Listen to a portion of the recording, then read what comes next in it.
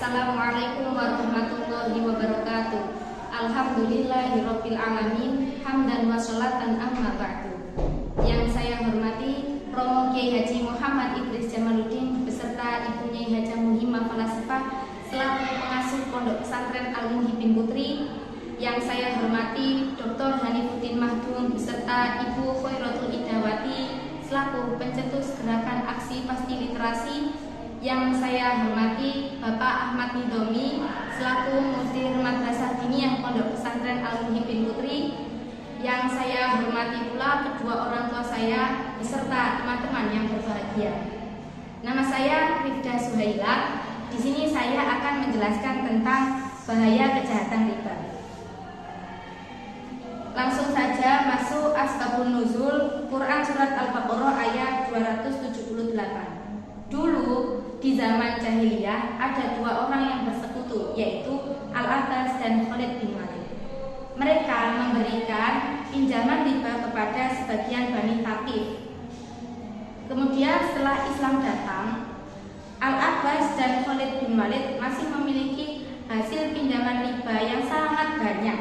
Kemudian turunlah surat Al-Baqarah ayat 278 yang artinya, wahai orang-orang yang beriman, takutlah kalian kepada Allah dan tinggalkanlah sisa riba. Mana global? Allah menyamakan orang yang riba dengan penghisap darah. Mengapa demikian? Karena orang yang riba itu menyamakan dengan jual beli. Riba itu sama seperti jual beli. Mengapa diharamkan? Begitu kata mereka. Kemudian Allah memberikan peringatan untuk menghentikan riba. Lalu barang siapa yang menghentikannya sebelum turun Quran surat Al-Baqarah ayat 278, maka Allah akan mengampuninya. Sedangkan barang siapa yang tidak menghentikannya, maka Allah akan menyiksanya dan memberikan adab yang pedih di neraka jahanam.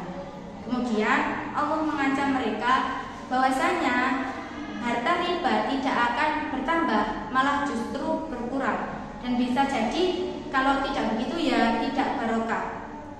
Kata Nabi, meskipun banyak tapi ujung-ujungnya sedikit.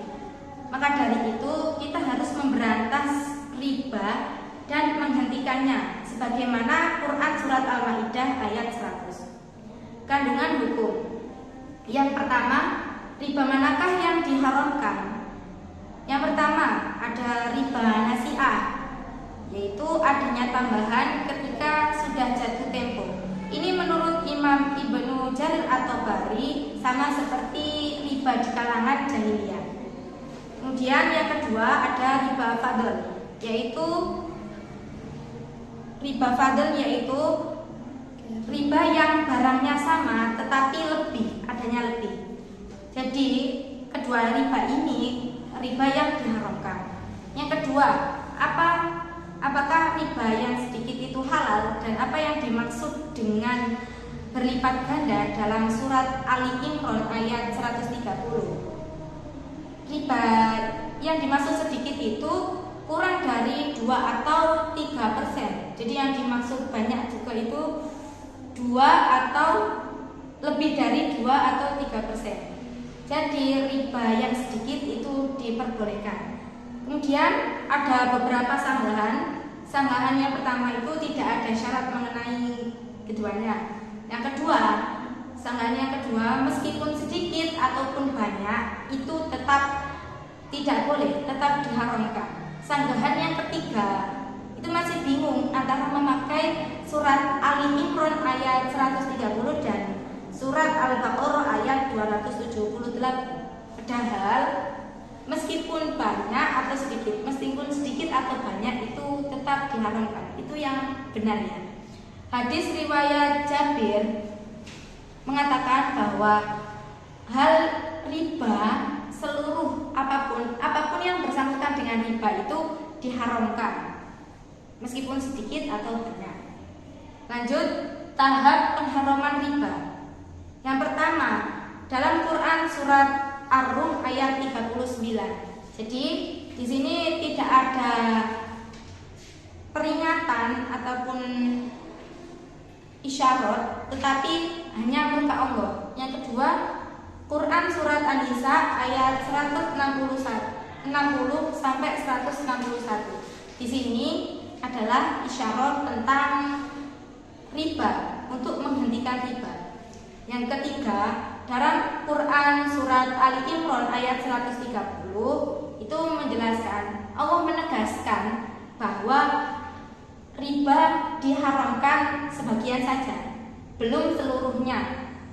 Dijelaskan juga dalam Quran surat An-Nisa ayat 43. Kemudian yang terakhir, dalam Quran surat Al-Baqarah ayat 278 sampai dengan 279. Di sini Allah menegaskan bahwa riba haram seluruhnya.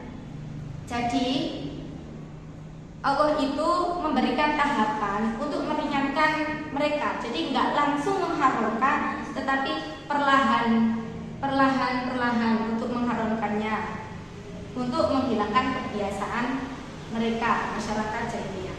Kemudian hikmah tasyrik.